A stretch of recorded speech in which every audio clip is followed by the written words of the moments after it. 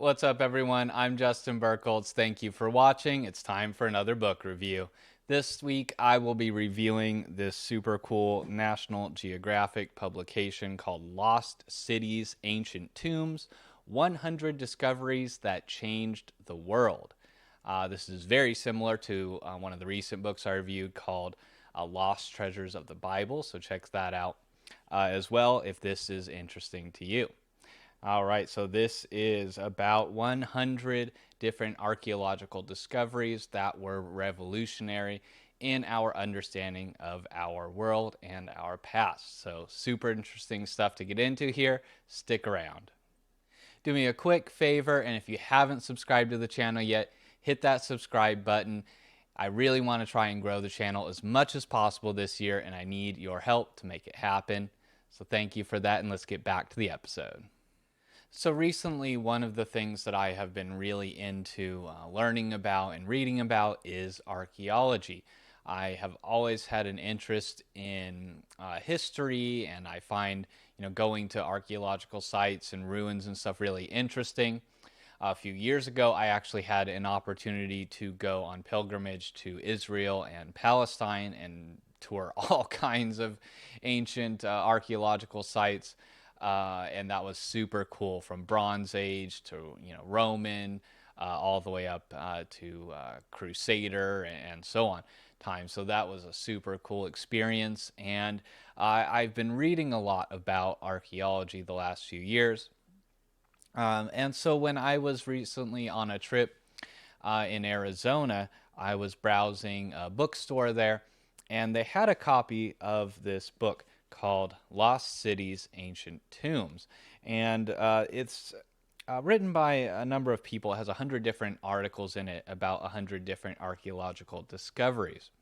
But the general editor is Anne R. Williams, and this is actually a signed first edition with her signature here. So that's really cool. They had some signed copies there at the bookstore.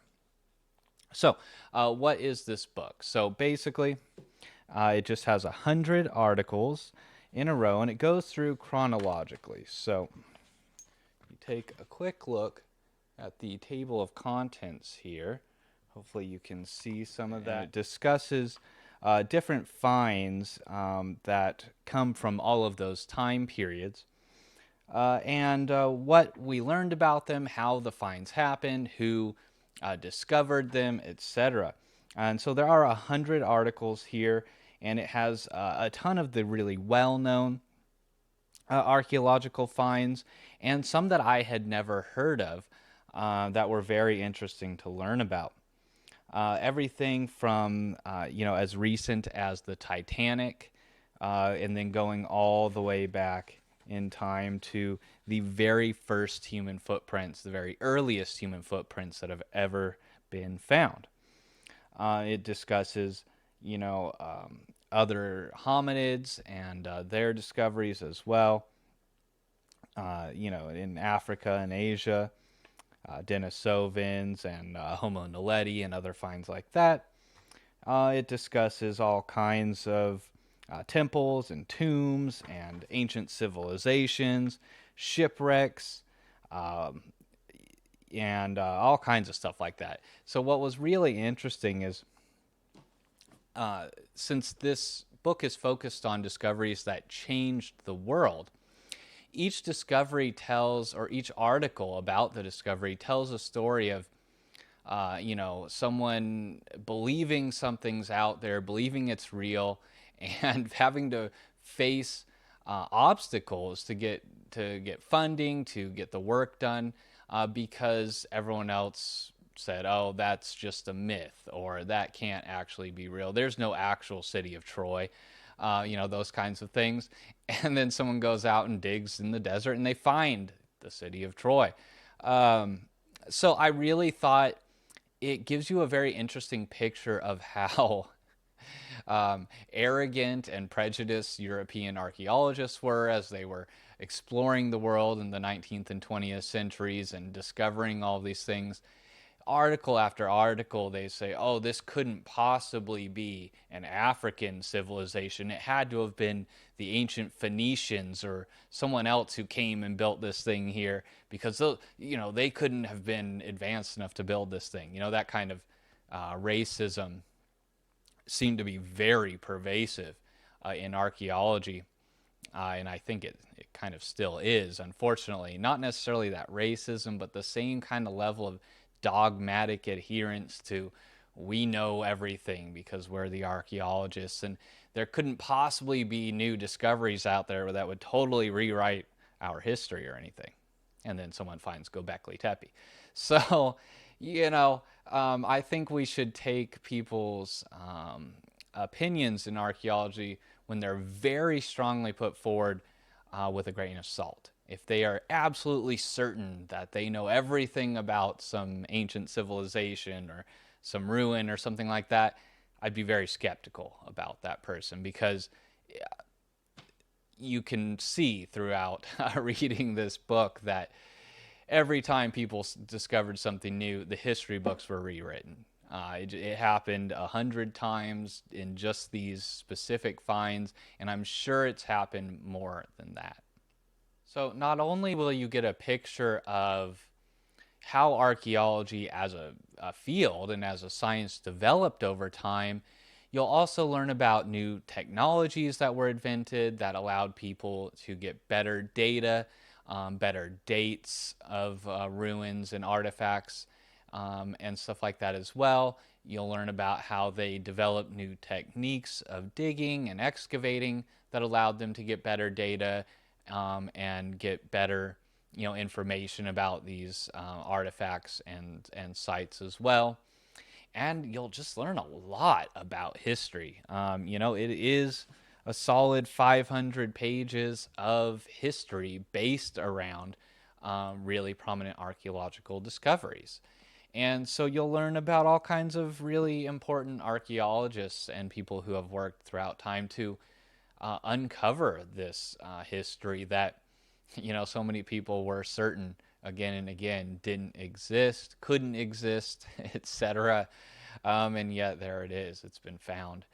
You'll learn about how LIDAR has changed archaeology, how other technologies have allowed people to look through trees and through sediment and things like that and see structures underneath and do more targeted digs as opposed to the way that archaeology was done for a long time, which was that usually most archaeological digs and discoveries were the result of some kind of construction project. Someone was building a road, a railroad, something like that, and so they would start to dig and they would uncover something and they would call archaeologists in to figure out what it was and excavate whatever so that they could continue their construction project.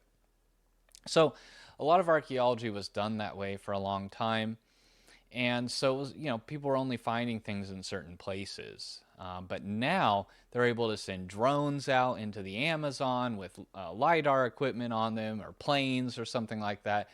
And they can scan a huge area of jungle, look through the trees to see any kind of man-made structures that might be there or signatures that look like that, and head there and do targeted digs. And people have discovered all kinds of amazing things that way. So really, the book leaves off, and it ends actually. Very last section is about new technologies and how it's going to continue to reveal more and more about our past because we are developing all these cool ways to get better dates and to do more targeted digs and to find ruins that are in hard to reach places and stuff like that. So I really enjoyed this book, and if you like history or archaeology, and you want to learn, the actual like hard facts, how do historians and archaeologists come up with these narratives about ancient civilizations? Well, it's from piecing together tiny little fragments and looking at where they were placed in the stratigraphy of the sediment and stuff like that, and dating organic materials nearby them. And so you'll learn about all the kind of cool stuff of how we've pieced together the narratives of our past that we have, and how those narratives have been constantly shifting and changing over time and will continue to shift and change. One of the other really cool things about this book is, since it is a National Geographic publication, of course, there are tons of awesome pictures and they are all full color. So I want to see if I can find something here. Yeah, just a quick example. So you can see there's lots of big full color images for every single item. That picture was taken in black and white, but if the picture was taken in color, you'll get to see all kinds of, look at that gold horn, drinking horn, very ornate, Thracian gold there, all kinds of really cool stuff like that. So you get to actually see what these artifacts, what these ruins look like in full vivid color. It's very high quality paper, high quality ink, so everything looks really vivid and good. The book is edited and organized in a really cool way as well. And so you really learn a lot, and you get to kind of immerse yourself in these ancient cultures, and kind of go on these archaeological explorations with these people, as you're reading it, which I really enjoyed. All right, so if that sounds interesting to you, I highly recommend you pick up a copy of Lost Cities and Ancient Tombs by Anne R. Williams, published by National Geographic. I will certainly be referring back to this book quite often in the future videos and blog posts and stuff and books that I write. There's a ton of interesting information here, so it's also just a great reference text to have as well. I highly, highly recommend it if you are interested at all in history or archaeology, or in how new discoveries have reshaped historical paradigms and narratives over time. I also just wanted to let you guys know that I just started an Amazon affiliate account as well. So I will have a link below if you want to pick up a copy. And all of my links now will be Amazon affiliate links. So if you click on that and then you go through and complete a purchase on Amazon within that same session, that will count for a affiliate sale for me, and I'll get a tiny portion of the proceeds at no additional cost to you, and that will help me with the costs of hosting and all of the equipment and everything else that I do. So if you want to support me that way, I greatly appreciate it. I also have written and published a couple of books myself, and you can pick up a copy of those using links below as well. You can see those on the shelf behind me here, Foundations and Luna. So you can click on the links there and learn about those as well. And if you buy a copy, obviously, I really appreciate that, and that supports me as well. I also have a Patreon if anyone wants to support me that way. Well, thank you for watching, and I'll see you next week.